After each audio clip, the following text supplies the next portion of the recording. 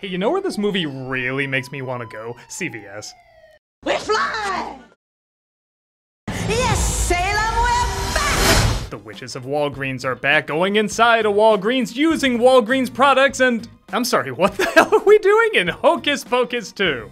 Okay, and to this film's credit, this isn't nearly as bad as, say, the Krispy Kreme tie-in in the Power Rangers reboot years ago, but they literally have them going into a Walgreens, spending a fair amount of time at the Walgreens, trying out the Walgreens products, flying on Walgreens products, and even the last line is the main characters talking about how they should go to Walgreens. Next door, Sonic's eating at the Olive Garden saying, man, we were subtle.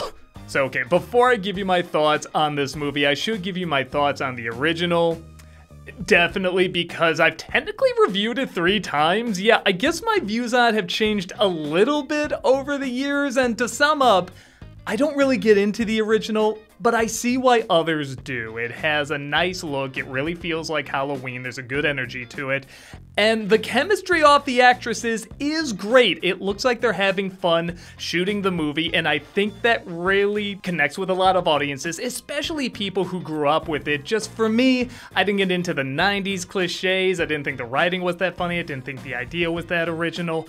Some scenes are weirdly out of touch, like the whole virgin stuff, which even this movie kind of touches upon a little bit. There's a scene where the guy's going over a recap of the first movie, and just this little kid raises his hand and says, "What's a virgin?" And he doesn't know how to answer it. So I'm glad nowadays people are looking back saying, yeah, that was weird, that was awkward in that movie. Come here. Are you a virgin? So keep all that in mind when I talk about this film. My thoughts on this one, it was pretty dull. I guess I can say there's no lame, painful 90s cliches that really got me angry in the first one, but at the same time, nothing really got any emotion out of me. It is cool seeing these actresses back together in the costumes, and once in a while it does get a laugh, but it's also 30 years after making the original. Bette Midler's in her late 70s. How can you expect them to have the same energy as before? This movie really doesn't. But I can't say it's a painful movie to watch either. It just kind of leaves no impression. Breathe out.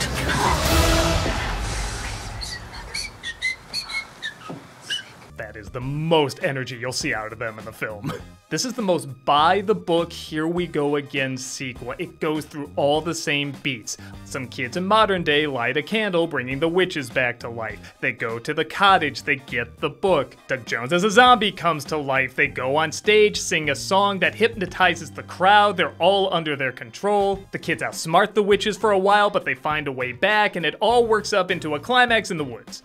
With that said, you can tell the people that made this very clearly wanted to capture for the audience and the fans of the film what they enjoyed about it, and they are trying. There is that effort here, but just nothing really stands out. The main characters in this are some of the most boring I've seen in a long time. If you were to ask me, give me one personality trait of any of them, I couldn't do it. I think the closest is the one with glasses is maybe a fraidy cat, maybe? There's supposed to be 3 girls in this, but one is just kind of written out early on, like there's some kind of falling out between them, and you're thinking to yourself, whoa, what's this building up to? What was the falling out? Because they don't tell us until the last third, and it's so petty and so rushed, I swear they just came up with it at the last minute. Like, you totally could have written this 3rd girl out and not miss shit. Oh, they do that silhouette callback 3 times, by the way. Yeah, you got your teaser thumbnail, move on. There are times where I got laughs. I'll even say I probably got more laughs out of this than in the original. There are times where there's a good joke. I like the Sanderson sisters blending into this Halloween party because there's a Sanderson sisters contest, lookalike contest, and most of the contestants are men. They're confused for men, and they still lose the contest. Like, stuff like that is great. Even in the store that I guess has more money than Disney now to help fund it, there are some funny scenes. I like them eating all the makeup and lotions because they're told the souls of children and their youth is put into them, and that if they consume it, they'll get younger. I weirdly think there's kind of a fun commentary on youth and beauty products in that respect. I doubt it's intentional, but I think it's there. There's even a scene where one of them holds up a face mask and they're like, "Ooh, that one has the face of a baby." Like, that's kind of twisted. I like that a little bit. They You are right to fear thee. Magic has a way of uniting. I doubt audiences are going to be united on this. But then they also do a weird thing where they'll say the joke and then they'll explain the joke, like they'll have them as kids early on, which is pretty funny. They got 3 pretty good actresses to portray them as children, and one of them is supposed to get married off to this, good-looking boy there, and when she says no, the boy goes, "Oh, thank God!" Now that's funny. But then they have to explain it, and he says, "Oh, because I found her very unattractive and ugly." Yeah, we know. There's another scene where, the mayor who's supposed to be a dimwit is saying, yeah, people are saying that they saw me on GMA, which I guess is some sort of youth acronym or something like that. And then they say, "It's Good Morning America." Yeah, we know. And then bizarrely, there are some jokes. I feel like they have to explain more. Like one of the witches looks in a house and the original Hocus Pocus is playing. At least the scene with Gary Marshall and Penny Marshall.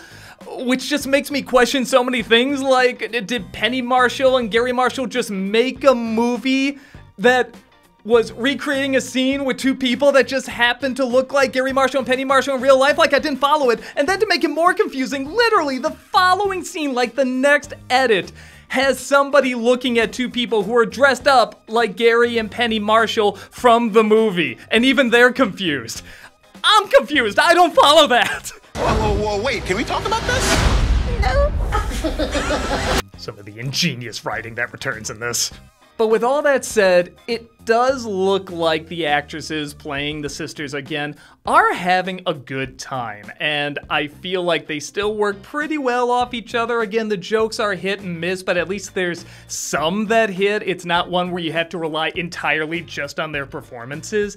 But again, when they're recreating these scenes you're familiar with from the first one, you're just thinking, man, remember when that had so much more energy in the first one? Like I said, I'm not the biggest fan of the original, but I will acknowledge it had energy. The director of that went on to direct all sorts of big hit musicals for Disney, and even the non-musical ones he directed had kind of this choreographic energy to it, if that's even a term, and that is missing from this. Even the dance numbers are kind of lacking. They literally come back to life and open up with a musical number. Like, it's very bizarre, and it doesn't even last that long. Like, even they were like, "Oh, this was a bad idea, let's just ditch this real fast." Okay, so the number one question I know you're asking is, how will people with nostalgia goggles for the original like this one? Because let's face it, that's who this film is made for. I think it's gonna fall into 2 camps. The ones that see the original as a masterpiece, like not even ironically or anything, they just see it as scripture, they know all the lines and love it to death.